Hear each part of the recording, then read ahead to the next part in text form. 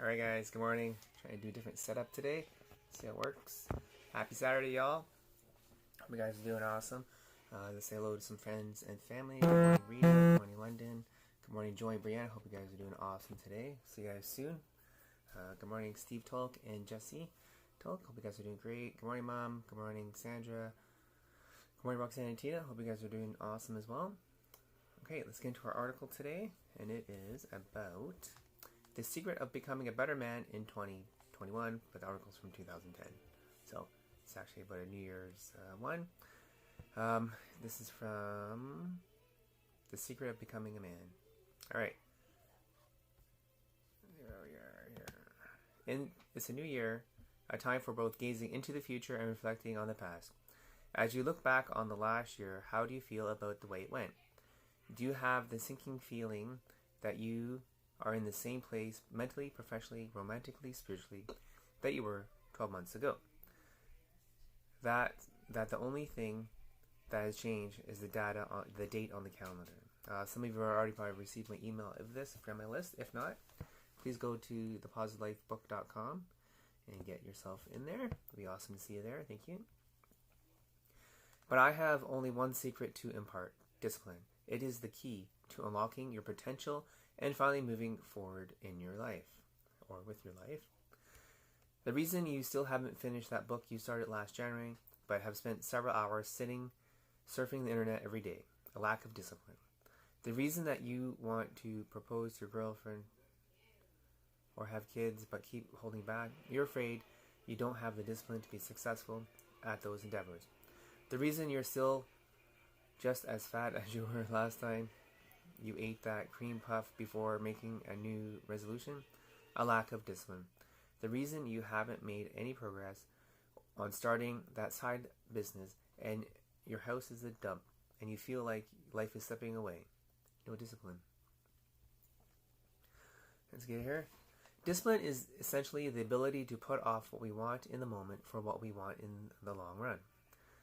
By now, almost everyone is familiar with the famous marshmallow experiment. If not, go check the email. There's a link.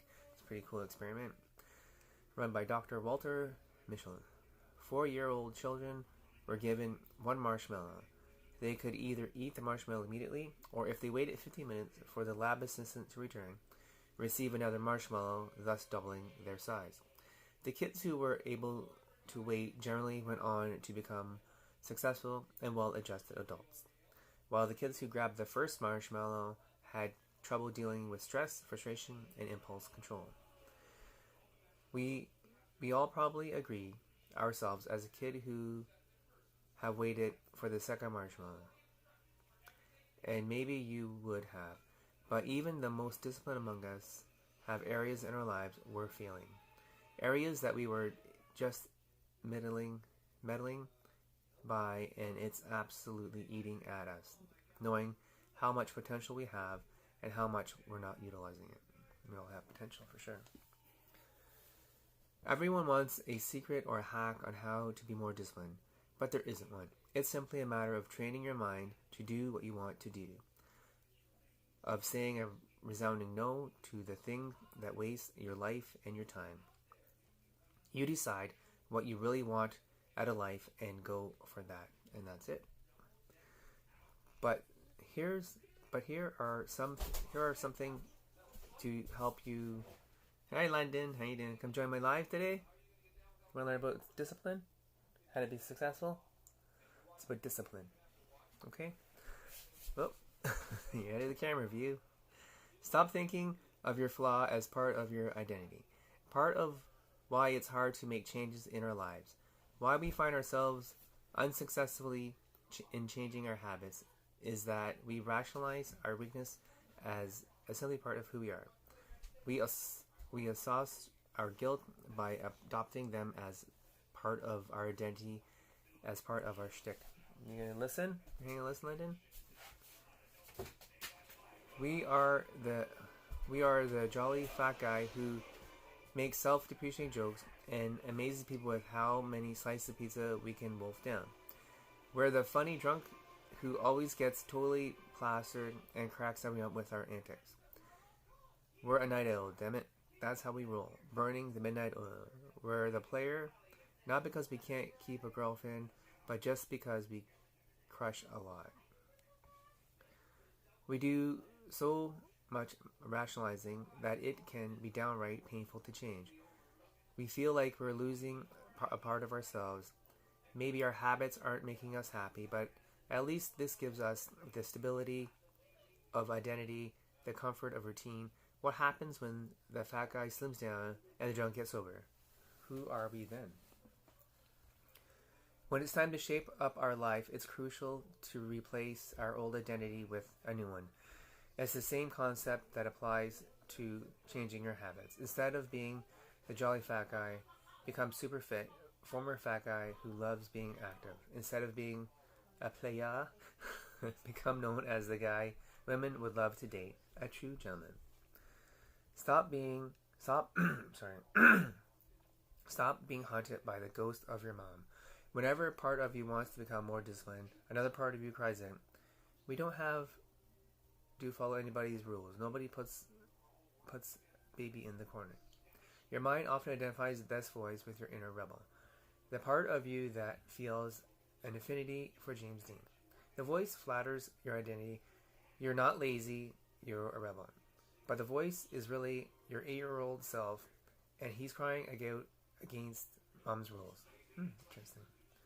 Whenever a man first leaves home, he begins to test his boundary. Away from his parents' prying eyes, he is enamored with a newfound freedom. Many men, like myself, saw their grade point average bottom during freshman year of college for this reason.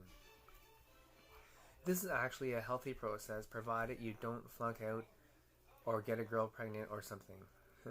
Part of growing up is exploring and breaking your old rules and finding out how you want to live your life. At first, you want to eat a whole jar of cookies because you can. No one can stop you, but there has to come to a point where you say, eating a whole jar of cookies makes me sick. It just makes me feel like crap. It's the place where you stop doing stuff just because you can and start living the way you know is actually best for you and will make you happiest. Mom is not looking over your shoulder anymore. You are in control of your life, and you don't have to prove anything to anyone but yourself. Freedom is not the end-all be-all.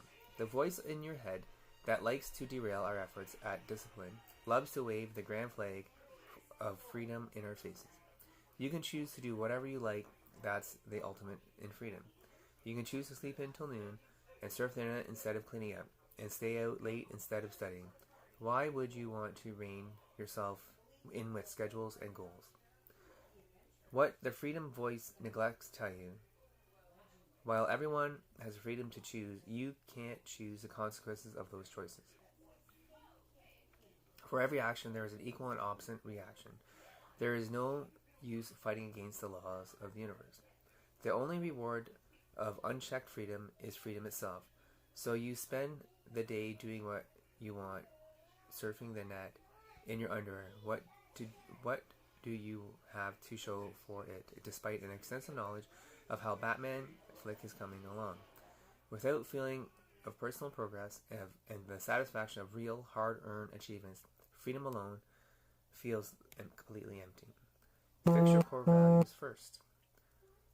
Let's say one of our core values is family, and let's say you're trying to lose weight while the relationship with your wife is crap. What do you think the odds of your success are? Pretty dang low. Think of your life as a stack of cups. Your core values are the cups on the bottom of your foundation.